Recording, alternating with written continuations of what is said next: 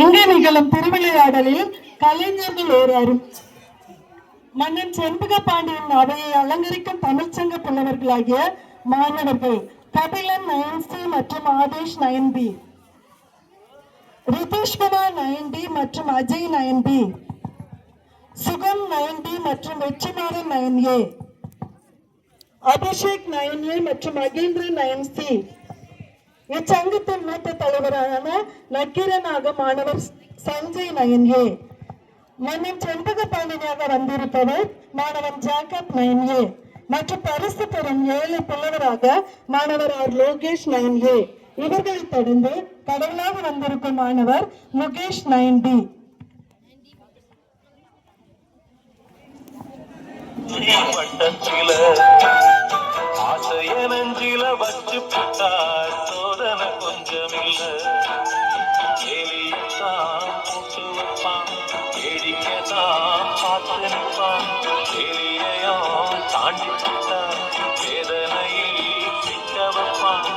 ஆண்டவன் யாரையும் விட்டதில்ல வாழ்க்கையின் வட்டத்தில ஆசைய நெஞ்சில வச்சு புட்டா சோதனை கொஞ்சமில்ல. நாட்டு மக்களுக்கு ஓர் நற்செய்தி, தமிழ் புலமை பெற்றவருக்கு ஒரு வாய்ப்பு. நமது மன்னர் செண்பக பாண்டியனின் சந்தேகத்தை தீர்த்து வைப்போருக்கு 1000 பொற்காசுகள் நன்கொடையாக வழங்கப்படும். மன்னனின் சந்தேகத்தை தீர்த்தால் அரசனிடம் பரிசு பெறலாம். இது அரச கட்டளை. தண்டா, ஏய் தண்டா, பரிசு தொகை எவ்வளவு? 1000 பொற்காசுகள். ஐயோ ஐயோ, 1000 பொற்காசுகளா? பார்த்திருக்கீங்களா? நான் என்ன செய்வேன், ஏது செய்வேன்? எப்பா தண்டா, 1000 பொற்காசுகளா? அரசனுடைய சந்தேகம் என்னன்னு சொல்லுங்க, என்னால தீர்த்து வைக்க முடியுமான்னு பாக்குறேன். சந்தேகம் என்னவென்று தெரிந்தால் பரிசு தொகையை நாங்களே பெற்றிருப்போமே. ஏன்டா, ஏன் பரிசு தொகையாம்டா? பரிசு தொகைனா விட்டுருவோமா? அது சரி, தெரிஞ்சா நீயே தண்டாரா அடிக்கிற. எப்பா தண்டா, பரிசு தொகை எவ்வளவு? 1000 பொற்காசுகள். ஐயோ, நான் என்ன பண்ணுவேன், யாது பண்ணுவேன், யாரு கேப்பேன்?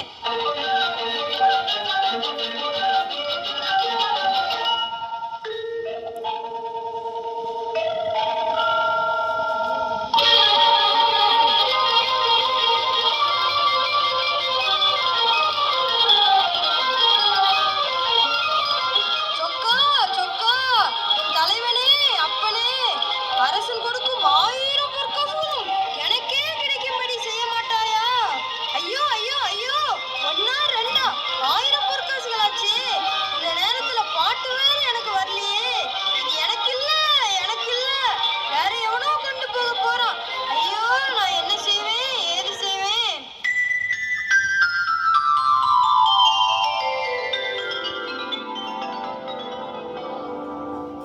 ஐயா, அட போயா புலவரே. அட போயா, நீ வேற. சொக்கா சொக்கா. ஐயா புலவரே, அழைத்தது நான் தான். யாருங்க நீங்க? நோய் நோயின்னு சொற்சுவை பொருட்சுவை அனைத்தும் கூட்டி சுந்தர தமிழிலே பாட்டு செய்து செந்தமிழ் கவி பாடும் புலவன் நான். ஏன் என் வயிற்றுல அடிக்க வந்தீரோ?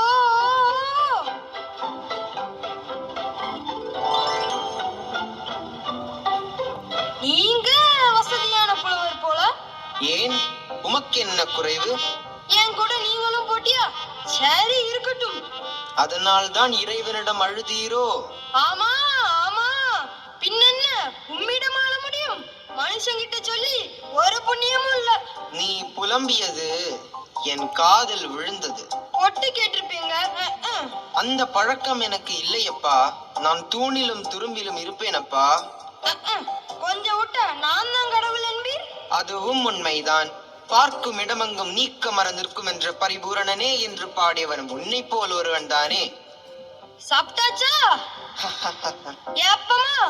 நல்ல சாப்பாடு போல. இங்க இனிமேல் தான் ஏற்பாடே. வரேன். நில், வா இங்கே.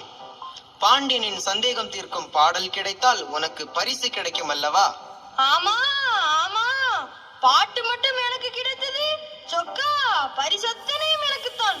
கவலைப்படாதே, அந்த பாடலை நான் உனக்கு தருகிறேன். பாட்டு நீர் தருவீரா? வேண்டியதுதான். ஏற்கனவே 4 தடவை பாட்ட கண்ணா பின்னான்னு பேசுறாங்க. நான் போறப்பா. பரவாயில்லை, உனக்கு பரிசு வேண்டாமா? ஏன், உங்களுக்கு வேண்டாமா? வேண்டாம். சத்தியமா? உண்மையா? நிச்சயமாவா? வேண்டாம், எனக்கு பொருள் மீது பற்றில்லையப்பா. பட்டில்லாமல் தான் இவ்வளவு போட்டிருக்கீரோ? நல்லா நடிக்கிறீங்க.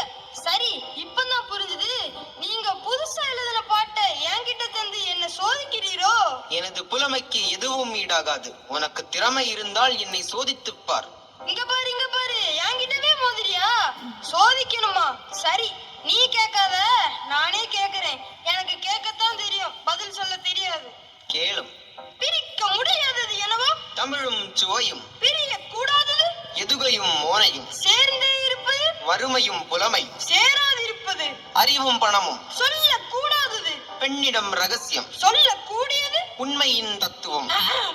பார்க்க கூடாதது? பசியும் பஞ்சமும். பார்த்து ரசிப்பது? கலையும் அழகும். கலையில் சிறந்தது? இயலிசை நாடகம். நாடகம் என்பது? நடிப்பும் பாட்டும். சொல்லுக்கு? அகத்தியர். வில்லுக்கு? விஜயன். ஆசைக்கு? நீ. அறிவுக்கு? நான். ஐயா, ஆலவிடு சாமி. பாட்டை பெற்றுக்கொள். பரிசு கிடைத்தால் நான் வாங்கிக் கொள்கிறேன். வேறு ஏதாவது கிடைத்தால் என்னிடம் வா, நான் பார்த்துக் கொள்கிறேன். என்ன எங்கெங்க வீங்கி இருக்குதுன்னா? சரி, மீண்டும் எங்கு பார்ப்பது? நான் எங்கும் இருப்பேன். பாவம், தெரு தெருவா சுத்துவாரு போல. சரி, போற போக்குல எங்கேயாவது பார்க்கலாம். பாட்டுக்கு நன்றி. ஐயா, பரிசு எனக்கே கிடைக்கணும். வெற்றி உனக்கே.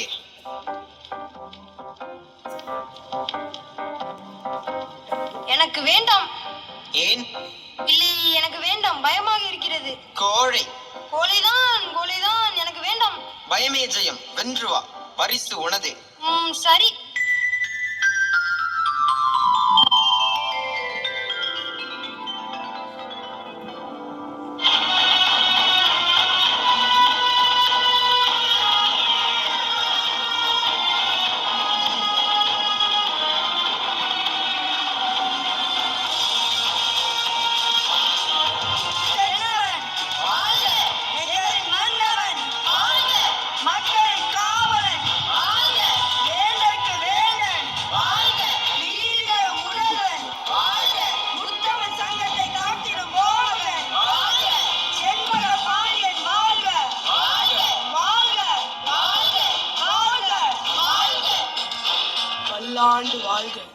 அமைச்சரே, என் மனதில் உள்ள சந்தேகத்தை நீக்கும் பாடலை யாராவது தந்திருக்கிறார்களா?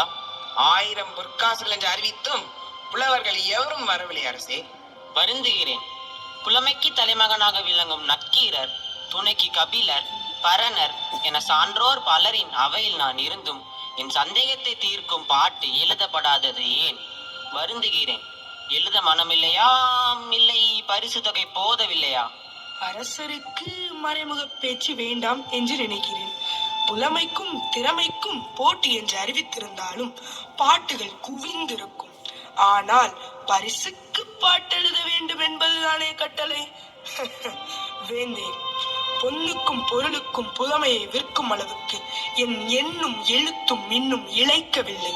வெகுமதிக்கு விருப்பம் இல்லையா, இல்லை என் மன சந்தேகத்திற்கு விளக்கம் தெரியவில்லையா? நம்மோடு சேர்ந்து பிறந்ததுதான் சந்தேகம். அதை முன்னின்று தீர்ப்பது முத்தமிழ் சங்கத்தை சேர்ந்தது. அத்தனை பொறுப்பேற்பவர் அருகில் இருக்கும் போது அரசனின் சந்தேகத்தை தீர்த்திருக்கலாம் இல்லையா? பரிசுக்கு பாட்டு என்று பறையறிப்பதற்கு முன்பே உன் சந்தேகம் என்னவென்று புலவரிடம் ஆலோசித்திருக்கலாம் இல்லையா? வென்று விட்டீர் நக்கீரரே, வென்று விட்டீர். உண்மை வெல்ல யாரால் முடியும்? வெற்றி திருமகள் உண்மையே பற்றிக் கொண்டிருக்கிறாள். மன்னரே, உங்கள் மன சந்தேகத்தை போக்க தருமி என்ற புலவர் வந்திருக்கிறார். மிக்க மகிழ்ச்சி. நக்கீரருக்கு விருப்பம் இல்லை என்றால் என்ன? மற்ற புலவர்களின் சந்தேகத்தை தீர்த்தார்கள் என்று வருங்காலம் சொல்லட்டும். அரச பெருமானே, அவையை நாடும் புலவர் பாவம், பொன்னை கண்டறியாதவர் என்று எண்ணுகிறேன். அதனால் தான் புலமையை இங்கு அடகு வைக்கிறார். அண்ணா, வேந்தே, அரசே, வேந்தே. புலவரே, அவர்தான் அரசர். மன்னா பார்வேந்தே, என்னை பார்வேந்தே, நீர் வாழ்க. பரிசு இன்னும் யாருக்கும் கொடுத்திடலே. இல்லை புலவரே, எனது சந்தேகத்தை போக்கும் பாடல் இயற்றி வந்தீரா? ஆமாம் ஆமாம், பரிசு தயார் தானே? பாடலை பாடும். கொங்குதேர் வாழ்க்கையை அஞ்சியை தும்பி காமன் செப்பது கண்டது மொழிவோ பைலியது கிளிய நட்பின். கூப்பிட்டீங்களா? இல்லை. பாடுமா? பாடும். மைலியல் சிறியற்றறிவை கூந்தலின் அறிவு முழுவோ நீ எரியும் பூவே. ஆஹா ஆஹா, அருமை அருமை, என் சந்தேகம் தீர்ந்தது. அப்பா, தீர்ந்ததா? பரிசு யார் அங்கே? பொற்கிளியை எடுத்து வரவும். 1000 பொற்காசுகள். சொக்கா சொக்கா. அமைச்சரை வேற காணலையே.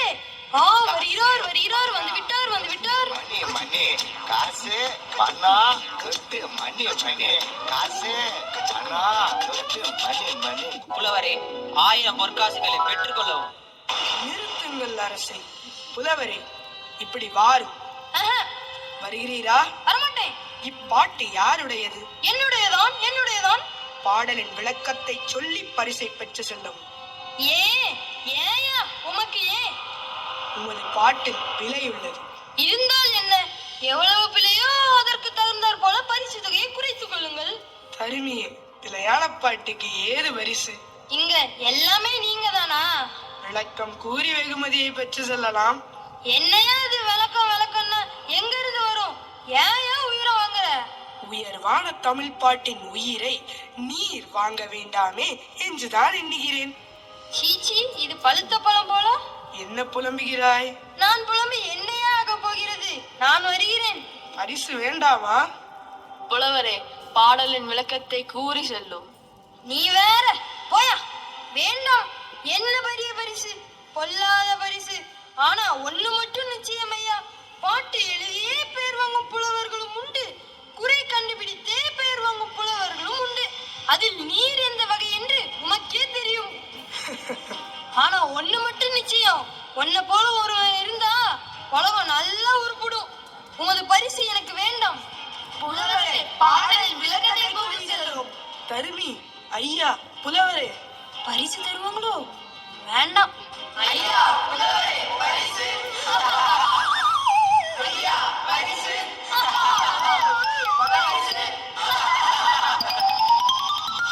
அம்பு எய்தது யாரோ அம்பு வந்து அழுது விட்டு போகிறது. உமது வார்த்தையின் பொருள் அமைச்சரே? பாட்டுக்கு சொந்தக்காரர் இவர் இல்லை அரசே. பாட்டிலும் பிழை.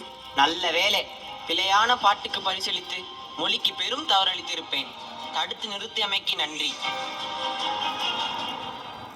ஐயா, பரிசு கிடைத்ததா? அட போயா, பரிசு தவிர எல்லாம் கிடைத்தது. என்ன உளறுகிறாய்? உங்க பாட்டு முப்பாட்டு எல்லாரும் அங்கதான் இருக்காங்க. உங்க பாட்டுல குற்றமா? குற்றமா? என் பாட்டிலா? சொன்னவன் யார்? காட்டு அவனை. புறப்படு என்னோடு.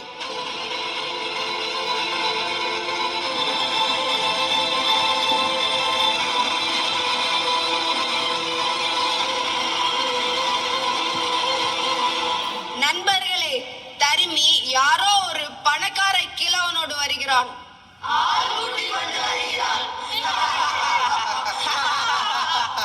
இப்புலவன் கொண்டு வந்த பாட்டுக்கு குற்றம் கூறியவன் யார்? அவன் இவன் என்று பேசினால் பதில் கொடுக்க மாட்டார்கள். ஓ, அப்படியானால் தங்களை விட பெரியவர் ஒருவர் இங்கு இருக்கிறார். இது அரச சபை என்று தமிழ் சங்கம், இங்கு சகலருக்கும் அதிகாரம் உண்டு.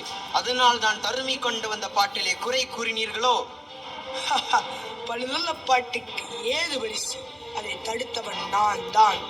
யார் இந்த கிழவன்? முத்தமிழ் சங்கத்தின் தலைமை அமைச்சர். அதனால் தான் ஆணவத்தில் ஆடுகிறாரோ?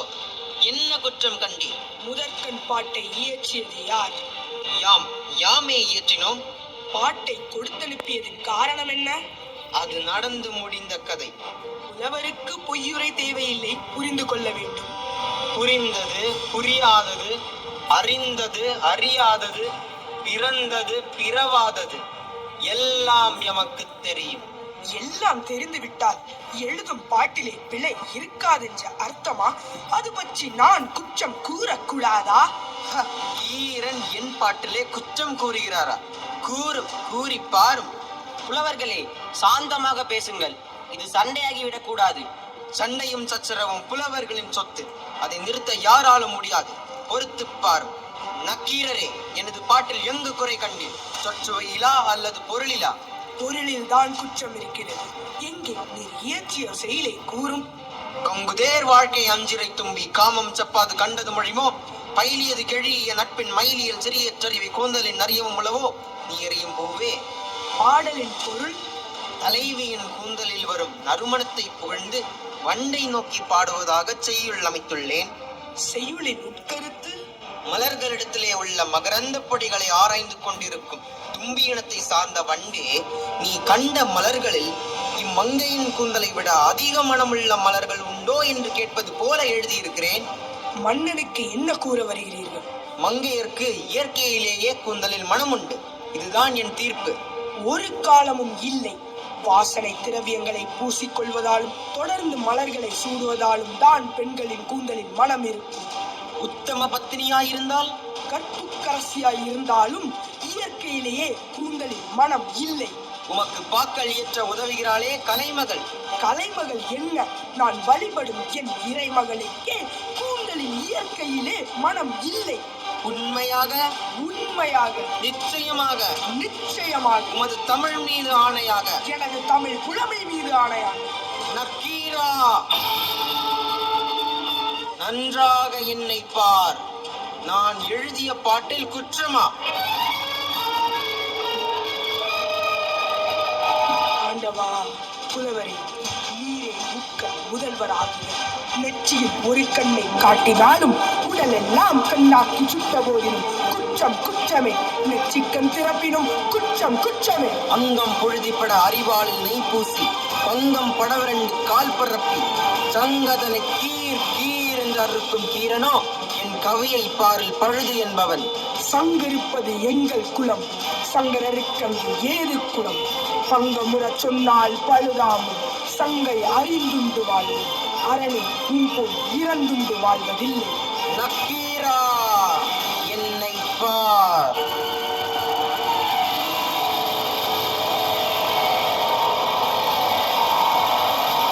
ஆண்டவா, இறைவா, எங்கள் பிள்ளையை மன்னிக்க வேண்டும். செண்பக பாண்டியனே, ஆண்டவா, எங்கள் பிள்ளையை பொறுத்தருள வேண்டும். தலைமையான புலவரை தமிழ்ச் சங்கத்துக்கு தர வேண்டும். பாண்டிய மன்னா, அமைச்சர்களே, வேதனையை விடுங்கள். எமது திருவிளையாடல்களில் இதுவும் ஒன்று. நக்கீரனின் தமிழோடு விளையாடவே வந்தோம். கொற்றவனே தவறிழைத்தாலும், உற்ற தெய்வமே குற்றமழைத்தாலும், நெற்றிக்கண் திறந்து சுட்டரித்தாலும் குற்றம் குற்றமே என்று கூறும் நற்றமிழ் புலமையை நானிலம் காட்டவே யாம் விளையாடினோம். கவலையை விடு. நக்கீரா, எழுந்து வா.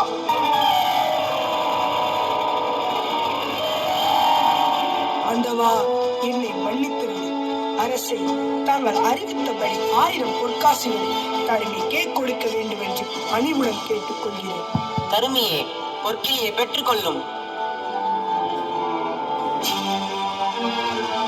நக்கீரனே, நின் தமிழோடு விளையாடவே யாம் வந்தோம்.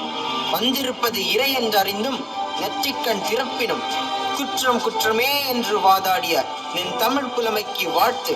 வாழ்க நின் தமிழ் தொண்டு.